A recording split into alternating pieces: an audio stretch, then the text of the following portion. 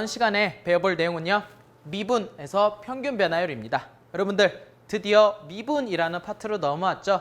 중학교, 고등학교 수학의 꽃이라고도 이제 볼 수 있는 미적분 파트로 넘어온 것입니다.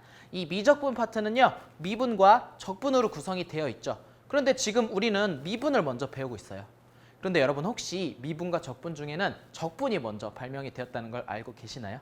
예를 들어서 옛날에 고대에 어떤 호수가 있었다고 합시다. 그런데 그 호수의 밑바닥은 돌도 있고 흙도 있고 굉장히 울퉁불퉁하겠죠. 이 울퉁불퉁한 그 호수의 밑바닥의 면적을 계산을 하고 싶었는데 이걸 도대체 어떻게 계산을 해야 되지? 라고 하다가 이러한 것들을 공부하기 위해서 나온 그런 학문이 적분이라고 합니다. 그런데 그 적분을 배우고 나중에 미분을 공부하다 보니 교육과정에 따라서 가다 보니까 미분을 먼저 배우고 그 다음에 적분을 하는 것이 조금 더 편하더라 라고 해서 미분이 먼저 앞으로 오게 되었는데요. 그러면 이 미분에 대한 얘기를 먼저 보고 넘어가도록 하겠습니다. 그래서 필요한 것은요. 첫 번째, 바로 평균 변화율이라는 것을 알아야 한다는 것입니다. 미분을 배우기 위해서 필요한 필수 개념이죠. 읽어보겠습니다. 함수 y는 fx의 그래프가 다음 그림같이 주어졌을 때, 그러네요. 다음 그림과 같이 이렇게 곡선이 주어졌다는 뜻이고요. 그랬는데 x가 알파에서 알파 플러스 델타 x까지 변화할 때, 여기서 하나 보도록 하겠습니다. 저 삼각형 델타라고 하는 거는요. 읽어주는 게 어떻게 읽어주면 되냐면 영어로 델타 이렇게 읽으면 될 거고요. 그러면 이 델타라는 것은요. 변화량을 뜻하는 그런 그리스 문자예요. 그래서 델타 x라고 하는 것은 x의 변화량이라는 뜻이겠죠. 그림에서 바로 보겠습니다. x가 알파로부터 x의 변화량이 델타 x라는 거죠. 델타 x만큼 증가하면요. 당연히 알파 플러스 델타 x가 될 것이죠. 그렇다는 뜻입니다. 그랬을 때 이번에는 함수값을 보자는 얘기예요. 함수값 fx 볼까요? 알파를 넣으면 그 함수값은 당연히 f알파가 되겠네요. 그리고 알파 플러스 델타 x를 넣으면 당연히 f의 알파 플러스 델타 x가 되겠죠. 그러면 아주 어렵지 않게 x가 변화량이 알파부터 알파 플러스 델타 x까지 변화를 했을 때 당연히 fx 함수값은요. 어디서부터요? f 알파부터 f 알파 플러스 델타 x까지 변화한다라는 뜻이겠네요. 그리고 추가적으로 하나 그려드리면요. 이 변화량은 y값의 변화량이죠. 물론 함수값의 변화량이라고 해도 되지만 그 값은 y라고 해도 괜찮으니까 델타 y라고 써도 괜찮겠습니다. 이랬을 때 우리가 정의하는 방식이 하나가 있어요. 이때 x의 변화량에 대한 fx의 변화량의 b 돼 있네요. 물론 이 fx라는 것은 함수값이고요. y라고 해도 괜찮겠죠. 그랬을 때 그 b를 우리는 평균 변화율이라고 한다고 합니다. 그러면요. 보여드리면 이 평균 변화율이라고 하는 건요. 요 x의 변화량 이만큼 분의 y의 변화량 이만큼이고요. 두 점, 그래프 위에 두 점 기준으로 봤을 때는 x 변화량 분의 y 변화량 되고 이렇게 삼각형을 하나 그릴 수도 있다라는 얘기입니다. 물론 이 그래프는 곡선이니까 이렇게 밑으로 살짝 구부러져 있다라는 것 정도는 인지를 해주시고 요 선은 직선이다라는 거죠. 그랬을 때 식으로 나타내면요. x의 변화량 분의 y의 변화량, 함수값의 변화량 그렇게 되겠네요. 델타 x분의 델타 y이고 이 그림 한번 보실까요? 이 위쪽에 있는 f 알파 플러스 델타 x에서 f 알파를 빼주면 그 값은 얼마가 되겠죠? 차이가 바로 델타 y가 되는 거죠. 그럼 그 델타 y는 그 둘의 차이다라고 다시 써줘도 괜찮습니다. 그리고 분모는 그대로 이렇게 델타 x라고 두어주시면요. 이렇게 나타낸다라는 것을 알 수가 있겠죠. 그럼 결국에는 이 평균 변화율이라고 하는 개념은요. 보시면은 밑변분의 높이라는 거 아시겠나요? 결국에 어떤 곡선에서 두 점을 잡아주세요. 그리고 그 두 점에 무엇을 구하면 되는 것이냐면요. 다시 한번 쓰면 기울기가 된다라는 거죠. 기울기라고도 부르고 조금 수학적인 고급스러운 표현으로 써주시면요. 평균 변화율이 된다라는 것이고요. 요약해서 설명드리면 x 변화량 분의 y 변화량이 된다라는 것입니다. 고생하셨습니다. 이번 시간에 배워볼 내용은요. 미분에서 두 번째, 순간 변화율이라는 개념입니다. 우리가 지난 시간에는 평균 변화율이라는 것을 배웠죠. 그러면 순간 변화율 설명을 드리기 전에요. 제가 옆에다가 코멘트를 하나 달겠습니다. 순간 변화율이라고 하는 거는요. 여러분들도 써주세요. 물론 밑에 설명이 있지만 간단하게 정리해 주시면요. 평균 변화율에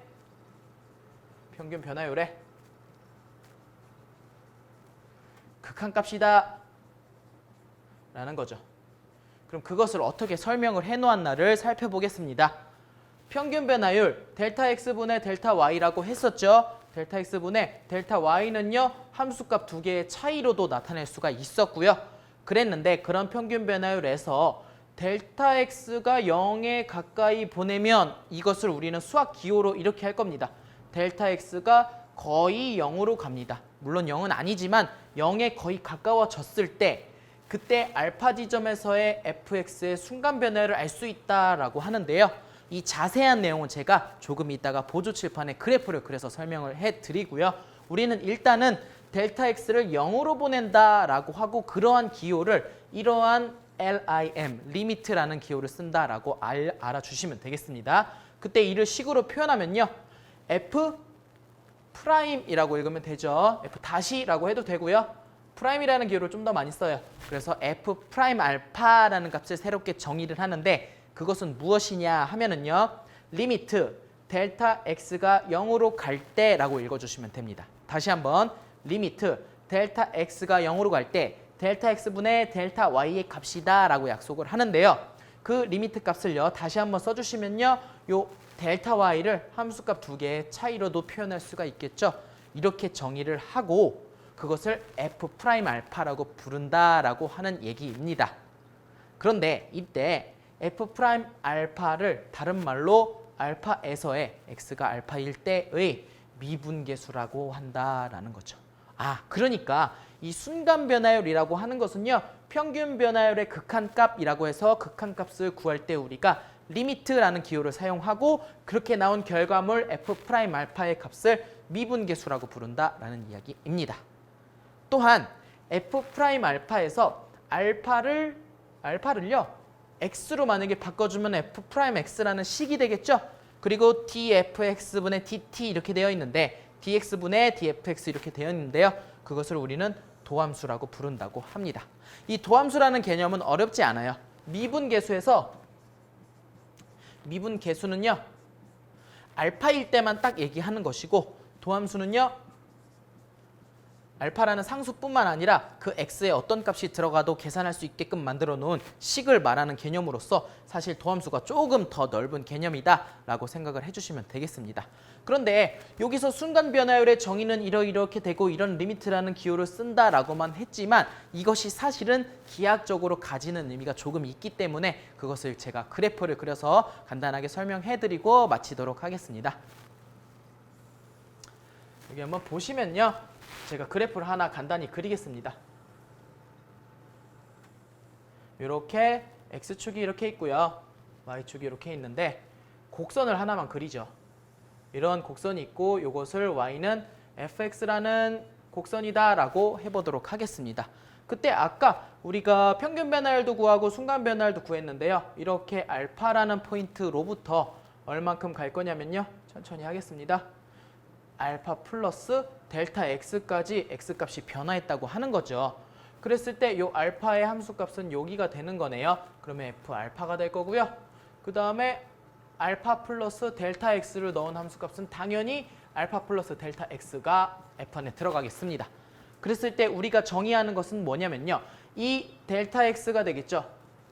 x 변화량 분의 요 y 변화량 델타 y라고 했을 때 우리는 델타 x분의 델타 y를 평균 변화율이라고 했습니다. 평균 변화율이죠. 그러면 평균 변화율이라고 하는 것은요. 삼각형에서 밑변분의 높이가 되기 때문에요. 어떤 얘기를 할 수가 있는 거냐면 이 두 점 사이에 기울기가 된다라는 거죠. 기울기를 이렇게 구했는데 여러분들 만약에 이 델타 x라는 값이 점점 줄어든다라고 해보죠. 출발점은 알파로 고정이 되어 있는데 이 크기가 만약에 점점 줄어들어서 이렇게 조금 이렇게 줄어든다고 해봅시다.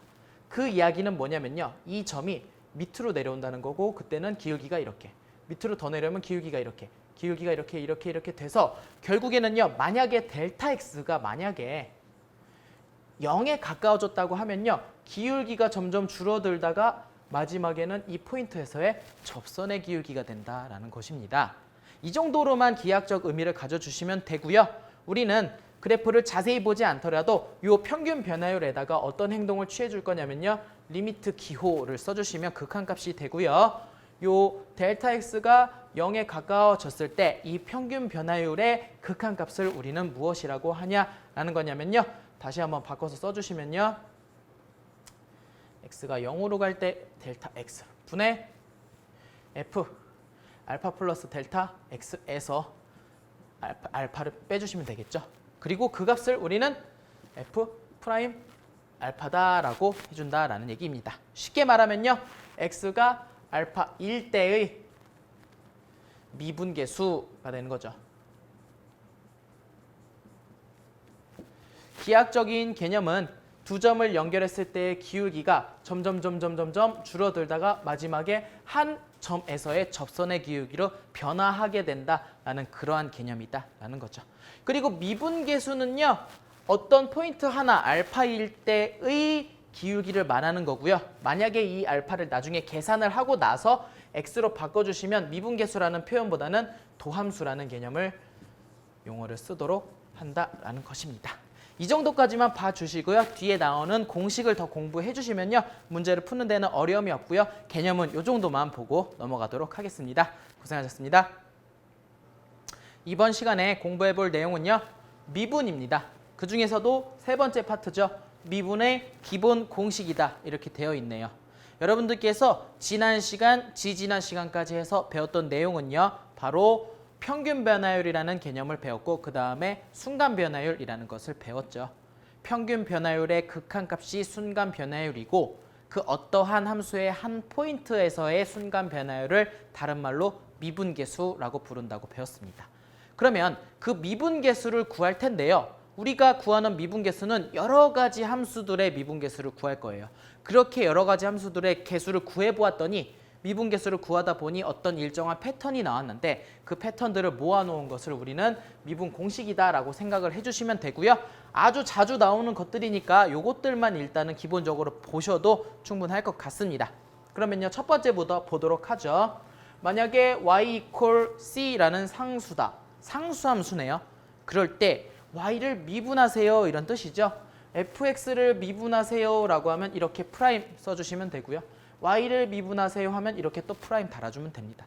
결국에 우리 다항함수에서 같은 뜻이 된다라는 거죠. 프라임을 달면 미분을 하세요 이런 뜻입니다. 그런데 상수함수를요. 미분하면 반드시 뭐가 된다고요? 0이 됩니다. 기억하세요. 상수는 미분하면 0이 된다라는 사실입니다. 그리고요. 이번에는 일반적인 n차 항 다항식이죠. n차 항을 미분하면요. 이렇게 n제곱에서 n값이 앞으로 떨어져요. 그리고 거듭제곱이 차수가 하나 줄어들게 됩니다. 그러면 보시면 y'은요. n이 떨어졌고 차수가 n 빼기 1로 하나 줄어들었죠. 요것은 한번 예시를 하나 들어보죠. x 5제곱을 미분하세요 라고 하면요. 5가 떨어지고요. 5제곱에서 1 빼주면 4제곱이 된다라는 것을 알 수가 있죠. 그리고요. 이제 세 번째입니다. 어떤 fx라는 함수가 있고 그 앞에 상수배가 되어 있는 상황입니다. 그러면 y를 미분하면요. 그냥 f를 미분한 다음에 똑같은 상수가 그대로 곱해져 있다라는 결과를 보실 수 있는데요. 결국에는 상수배는 미분하는 데 영향을 준다, 안 준다? 안 준다라는 것입니다. 이렇게 쓸까요? 상수배 배는요. 영향이 없다. 이렇게만 생각해 주시면 되겠습니다. 그리고 네 번째는요. 덧셈 뺄셈으로 연결된 두 함수가 덧셈 뺄셈으로 연결이 되어 있는데요. 그것을 전체 미분하세요. 이렇게 해서 y'을 구하라고 하는데요. 그것은 결국엔 또 각각을 미분한 다음에 덧셈 뺄셈 하면 된다라는 거죠. 덧셈 뺄셈이죠. 덧셈 뺄셈은요. 각각 하면 된다라는 사실입니다. 그리고 이제 중요한 것은요. 요 5번째인데 잘 나오는 것이고 조금 헷갈려하는 부분들이기 때문에요. 요 5번째 잘 보도록 하겠습니다. 곱의 미분이죠. f와 g가 이렇게 곱해져 있는데요. 그 곱해져 있는 함수의 미분은 여러분들께서 공식 형태가 조금 생소하니까 암기를 꼭 잘 해주셔야 됩니다. 그래서 앞에 거 먼저 미분, 뒤에 거 나중 미분 이런 규칙인데요. 어떻게 되는지 보도록 하죠. y'은요. f'gx 더하기 f의 g'이다. 이렇게 되는 거죠. 그럼 둘 중에서 어떻게 하자고요? 앞에를 한번 미분하고 뒤에 건 그대로 써주고요. 거기다 더하는 거죠. 앞에는 놔두고 이번에는 뒤에 걸 미분한다. 그래서 결국엔 두 개 중에서 하나씩을 번갈아 가면서 미분한 그 두 결과를 더해준다라고 생각해 주시면 어렵지 않습니다. 그리고요. 나눗셈이죠. 뭐 혹은 분수 미분이다라고도 표현하는데요. 이렇게 나눗셈꼴로 표현되어 있는 것도 사실은 원리는요. 곱의 미분하고 동일하기는 하지만 이 결과물을 먼저 잘 이제 기억을 해주시면요. 어떻게 된다라는 거냐면요. 분모는요. 제곱됩니다. 그리고 분자는 어떻게 되죠? 분자 미분 그 다음에 분모 곱한 것에서 빼는 거죠. 어떻게? 분자 그대로 두고 이번엔 분모 미분. 패턴이 똑같습니다. 앞에 거 먼저 미분, 뒤에 거 나중. 그 다음에 앞에 거 그대로 두고 뒤에 거 미분했는데 이번에는 나눗셈일 때는요. 뺀다라는 거죠. 사실 이 원리는 미분계수를 구하는 방식에 의해서 이렇게 도출이 되었다라고 생각을 해주시면 되고요. 이 마지막 공식하고 이 위에 있는 공식은 좀 생소하네요. 그리고 마지막은 좀 복잡하기도 합니다.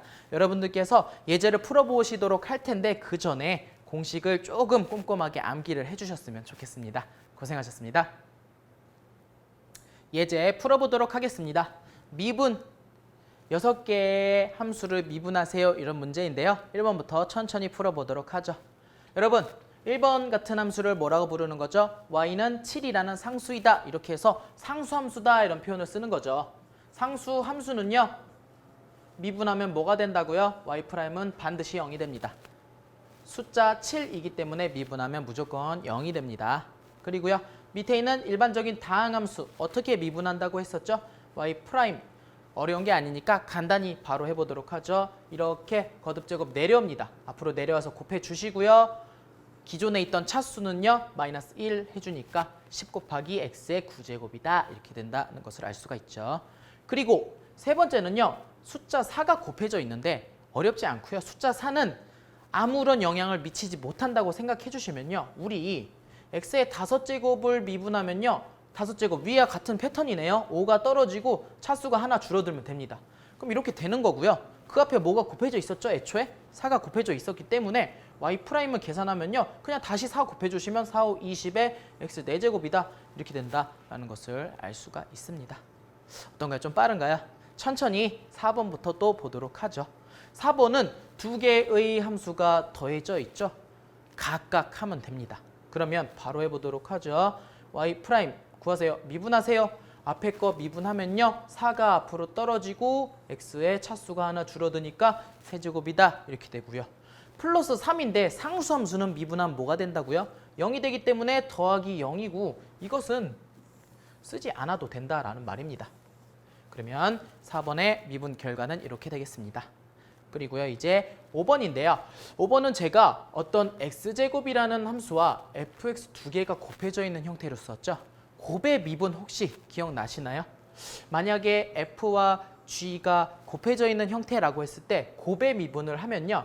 앞에 거 미분하고 뒤에 거 가만두고 더하기 앞에 거 가만두고 뒤에 거 미분하세요. 이렇게 된다는 걸 알 수가 있기 때문에 이 패턴에 의해서 가주면요. 앞에 거 먼저 미분하면 2x가 되죠. 조금 빠르게 하겠습니다. y'은요. 2x 앞에 거 미분하고 곱하기 뒤에 거 가만두고요. 더하기 앞에 거 가만두고 이번에는 뒤에 거 미분하세요 하면 f'x 이렇게 써주시면 되겠죠. 물론 이 상황에서 fx가 무슨 함수인지 모르기 때문에 그냥 이렇게 fx, f'x 이렇게 써주시면 됩니다. 그리고 마지막 6번인데요. 여러분들 혹시 f분의 g, 물론 편의상 gx, fx에서 괄호 x는 안 썼고요. 앞글자 f와 g만 따서 여러분들께 빠르게 설명해 드리도록 하겠습니다. f분의 g라는 함수를 미분한다라고 하면 어떻게 되는지 기억하시나요? 분모는요. 제곱하고요. 분자에서는 분자를 먼저 미분하고 분모 곱하고요. 거기다 빼는 거죠. 분자 그대로 이번에는 분모 미분 이렇게 된다라는 겁니다. 그럼 이 패턴을 따라 주시면요. x분의 1에서 분자는 1이라는 그냥 상수함수라고 보시면 되고 분모는 x라는 1차 항이라고 보시면 됩니다. 그러면 y'을 구하세요라고 하는 것은요. 분모는 어떻게 한다고 했죠? 제곱을 한다고 했죠. 그리고 나서 분자를 미분하면요. 1을 미분하면 뭐가 됩니까? 0이 되는 거죠? 0 곱하기 뒤에 거 가만두세요 라는 거고 거기서 뺍니다. 그러면 앞에 거 이번에는 분자는 그대로 가만두고요. 분모만 미분하면 되는데 여러분 x는 미분하면 뭐가 되죠? 1제곱이고 내려가고요. 그럼 1이 되는데 x의 0제곱이니까 역시 1입니다. 그래서 x는 그냥 단순히 미분하면요. 1이 된다는 걸 알 수가 있고요. 그래서 1 이렇게 바뀌겠죠. 그럼 이 결과물을 분자를 계산을 해주시면요. x제곱분의 마이너스 1이기 때문에 마이너스 x제곱분의 1이다 이렇게 기억을 해주시면 되고요. 여러분들께서 실질적으로 많이 공부를 하시다 보면 요 x분의 1 미분하는 상황 자주 나오거든요. 그냥 외워주셔도 됩니다. 마이너스 x제곱분의 1이다 이렇게 암기하셔도 괜찮겠습니다. 모두 고생하셨습니다. 여러분 정말 고생 많으셨어요. 좋아요, 구독 부탁드립니다.